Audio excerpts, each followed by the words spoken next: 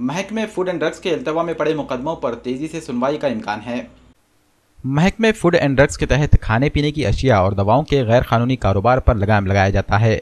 ऐसे कई मामले अदालत में जेर दौरा थे, लेकिन सन 2011 में एक्ट में तरमीम के बाद फूड एंड सेफ्टी एक्ट नाफिज किया गया, जिसके बाद अदालत में चल रहे साबिका मामलों को एक जगह पर जमा करके इन्हें निपटाने की कोशिशें की जा रही हैं। नादिर में इस तरह के 75 से 80 मामले अदालत में इल्तवा में पड़े हुए थे।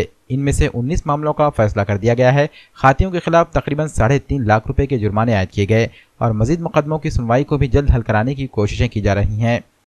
फूड एंड ड्रग डिपार्टमेंट की तरफ से फूड एडल्ट्रेशन का जो एक्ट इसके पहले इम्प्लीमेंट किया जाता था, वो एक्ट 2011 को ख़त्म हो गया। उसके बाद में फूड सेफ्टी स्टैंडर्ड्स एक्ट लागू हो गया। तो इस टाइप के जो केसेस कोर्ट में पेंडिंग है, महाराष्ट्र में लगभग इस टाइप के 6000 केसेस पेंडिंग है।